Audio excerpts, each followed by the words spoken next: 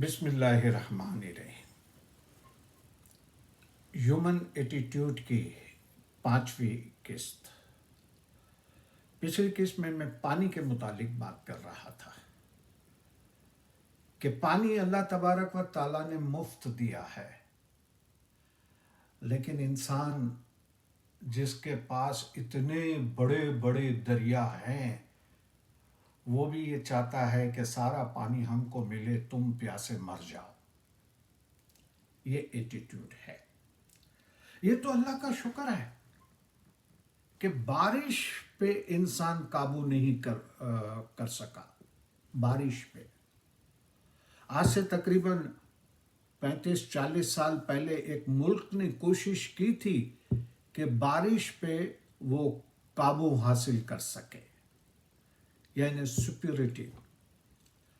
وہ کس طرح سے کہ بادل، جب بارش کے بادل جو ہوتے ہیں اس کو کسی کیمیکلز کے ذریعے یا کسی مشین کے ذریعے کھینچا جائے یا پش کیا جائے۔ 35 سال پہلے یہ تجربے شروع ہوئے تھے، ابھی تک تو کامیابی نہیں ملے، لیکن انسان کوشش کر رہا ہے کہ بارشوں پہ وہ قابو حاصل کر لے، جیسے زمینوں پہ کیا، کچھ دریاؤں پہ کیا، اس طرح بارش پہ وہ قابو حاصل کر لے۔ ذرا تصور تو کیجئے کہ اگر بارش پہ ان کا کنٹرول ہو گیا، بارش پہ انسان نے قابو حاصل کر لیا، تو دنیا کیسی نظر آئے گی؟ دنیا کے حالات کیسے ہوں گے؟ ابھی اتنے سارے مسائل ہیں، اس میں ایک اور اہم ترین مسئلہ بارش کا۔ اگر کوئی ملک کامیاب ہو جاتا ہے تو وہ تجربہ کیوں کر رہا ہے؟ اس کی نیت کیا ہے؟ وہ کرنا کیا چاہتا ہے؟ وہ کرنا یہ چاہتا ہے کہ اگر بارش کے بادل ادھر ہیں تو ہم اس بادل کو کسی کیمیکل کے ذریعے کھینچ کے ہم ایسی جگہ پہ بارش برسائیں جہاں ہم کو ضرورت ہے۔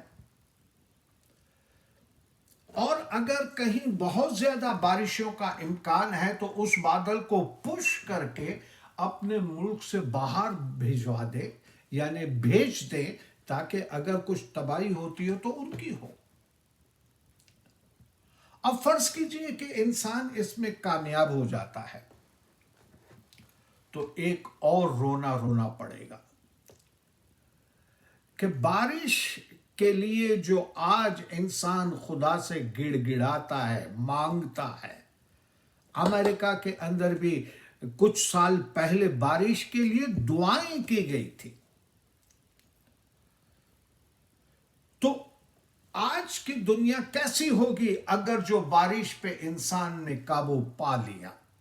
جس طرح سے دریا میں، زمین میں انسان نے قابو حاصل کر لیا اور باقی انسانوں کی زندگی کو دوبر بنا دیا، اسی طرح بارش پہ اگر ان کا کنٹرول ہو جائے، بارش پہ یہ قابو حاصل کر لے، تو جو غریب ملک ہیں ان کی کھیتی باڑی ختم، کیونکہ بارش نہیں ہوگی تو پھر کھیتیاں کیسے اگیں گی؟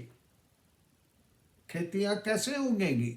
اور جہاں بہت زیادہ سنو گرتا ہے، اس بادل کو پش کر کے ایسی جگہ پہ بھیج دیں کہ جہاں پہ بہت زیادہ نقصان ہوتا ہو۔ تو انسان چاہتا کیا ہے؟ ایک ایک کر کے خدائی جو کام ہے اس کے اندر مداخلت کرتا ہے۔ حالانکہ اس کو ڈسکور کرنا کوئی گناہ نہیں ہے، آپ ڈسکور کریں، لیکن آپ اس کے ذریعے سے اپنے انسانوں کو، اپنی اللہ کی مخلوق کو نقصان پہنچانا، یہ کہاں کی عقل مندی ہے؟ ہمیں تو چاہیے کہ ہم سارے انسانوں کو، اگر میرے پاس ایک صلاحیت ہے تو میں سارے انسانوں کی خدمت کروں۔ کیا ایسا نہیں ہو سکتا؟ ہو سکتا ہے، لیکن انسان کے کنٹرول میں آ گیا تو بڑا مشکل۔ تو یہ بارش بھی اگر انسان کے کنٹرول میں آ گئی. ایک اور چیز، ہوا اللہ کی طرف سے فری ہے نا، کوئی ٹیکس نہیں ہے، اللہ کی طرف سے فری ہے. جو بھی یعنی اگر آپ بھگوان میں مانتے ہو تو آپ کہو گے کہ بھگوان کی طرف سے فری ہے، یعنی اپنے اپنے گرو کی طرف سے فری ہے تو مفت نا. اگر ہوا پہ انسان کا کنٹرول ہو جائے تو، ہوا پر انسان قابو پا لے تو ہوا پہ انسان نے قابو پا لیا تو ہمیں سانس لینے کے لیے بھی دشواریاں پیدا ہو جائے گی، کیونکہ بڑے بڑے ممالک ہوائیں روک دیں گے، ہمارے تک ہوا تو پہنچے گی نہیں، تو ہم دھڑا دھڑ مرتے چلے جائیں گے. انسان کا بس چلے تو انسان کو سانس نہ لینے دے. لیکن قدرت نے یہ چیزیں ابھی اپنے ہاتھ میں رکھی ہے اور انسان کو نہیں دی ہے. لیکن اگر مستقبل میں کبھی ایسا ہوتا ہے تو تصور کریں کہ مستقبل کی دنیا کیسی ہوگی. تصور کیجئے کہ سانس بھی آپ اپنی مرضی سے نہیں لے سکتے، پانی بھی آپ کو آپ کی مرضی سے نہیں مل سکتا، کھیتی باڑی بھی آپ اپنی مرضی سے نہیں کر سکیں گے، اور پھر جو زمینیں ہیں وہ بھی آپ کو اپنی مرضی سے نہیں ملے گا. تو پھر آپ کہو گے کہ یار ایسا جینا کس کام کا جینا ہے. لیکن خدا نے جو دنیا بنائی وہ نقشہ ایسا نہیں تھا، اور خدا نے جو دنیا بنائی وہ انسان کے اچھائی کے لیے، انسان کی یعنی کامیابی کے لیے، انسان ترقی کر سکے، اس لیے یہ دنیا بنائی.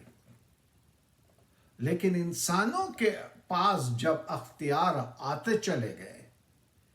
آتے چلے گئے تو اس انسان نے اس اختیارات کو غیر انسانیت کے طور پر استعمال کیا، غیر انسانیت کے طور پر، یعنی انسانیت کے دشمن بن کر انسانوں پہ ظلم و ستم کیے. ایسا ہو رہا ہے. یعنی پہلے تو ہم کو یاد ہے کہ کوئی کسی کا قتل ہو جاتا تھا تو سب کی آنکھیں کھل جاتی تھی، ارے بیچارہ خواہ مارا گیا، اس کی بیوی بچوں کا کیا ہوگا یہ. اور آج کل تو 2-4 آدمی مار دیتے تو بولے ابھی تو میں نے 3-4 مارے ہیں. مجھے یاد ہے، بہت اچھی طرح سے یاد ہے، جب یہ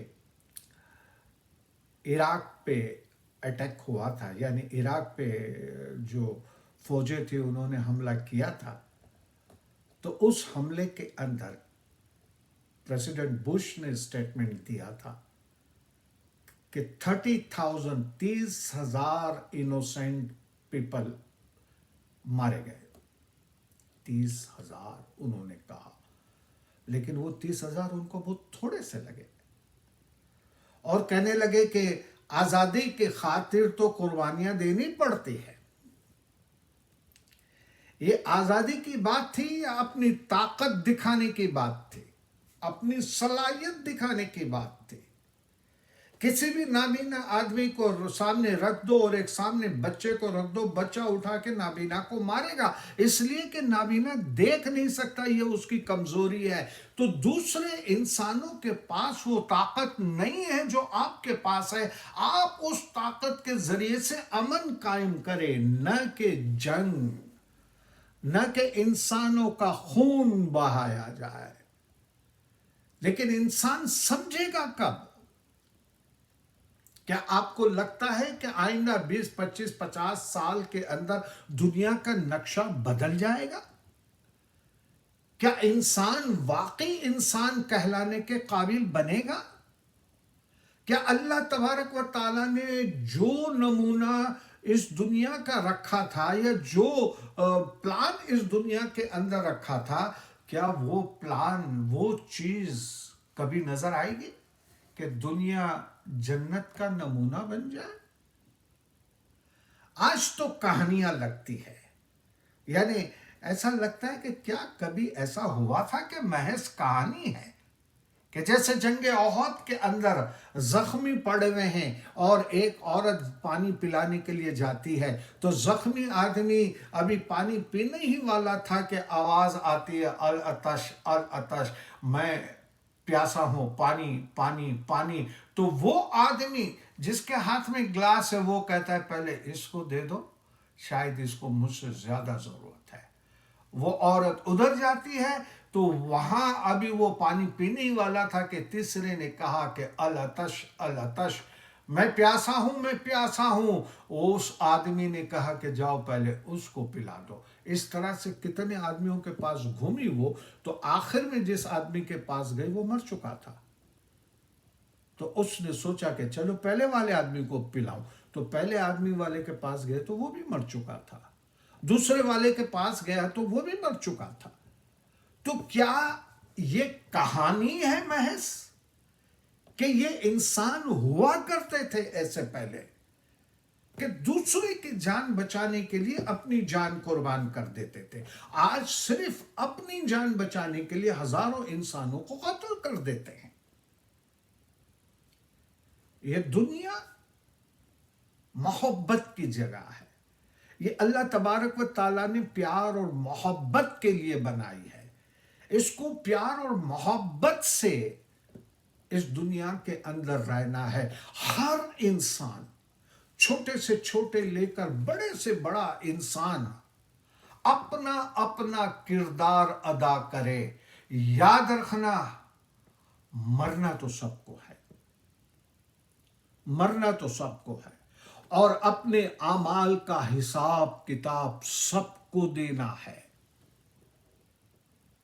اپنے اعمال کا حساب، جو قرآن کی ایک آیت ہے نا کہ کوئی کسی ایک انسان کو قتل کرتا ہے تو گویا اس نے ساری انسانیت کا قتل کر دیا۔ یہ صرف مسلمانوں کے لیے نہیں ہے، یہ ساری دنیا کے انسانوں کے لیے ہے، چاہے ہندو ہے، چاہے کرسچن ہے، یہودی ہے، یا جو بھی ہے، ہر انسان کے لیے یہ آیت ہے کہ اگر تم نے ایک انسان کو قتل کیا، ناحق قتل کیا، تو تم نے ساری انسانیت کا قتل کر دیا۔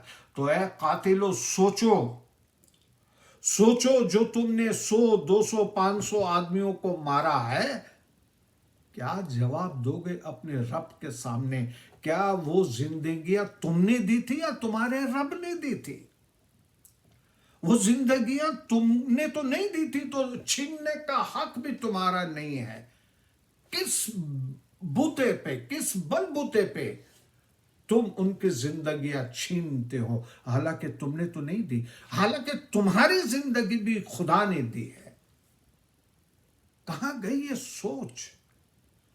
کیوں شیطان کی چالوں میں آ کر دنیا کا امن اور چین برباد کر رہے ہو؟ کیوں اس دنیا کو جہنم نما بنا رہے ہو؟ یاد رکھنا، چھوٹے سے چھوٹی نیکی بھی تم دیکھ لو گے اور چھوٹے سے چھوٹی بدی بھی تم دیکھ لو گے۔ تو چھوٹے سے چھوٹی بدی جو دنیا کے اندر پھیلا رہے ہو، جو امن کے دشمن بن کے امن کا خاتمہ کر رہے ہو، بھگتنا پڑے گا۔ یہاں خدا کی یہاں دیر ہے، اندھیر نہیں۔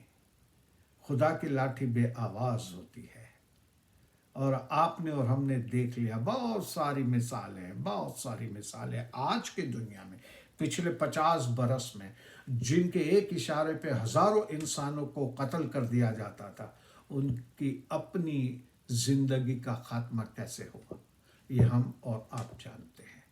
انشاءاللہ عزیز، ہم سب اپنی اپنی جگہ پر اپنا اپنا کردار ادا کریں گے تو ضرور اللہ تبارک و تعالی ہمیں سمجھ دے گا، سارے انسانوں کو سمجھ دے گا کہ وہ امن اور سکون سے اپنی زندگی گزارے۔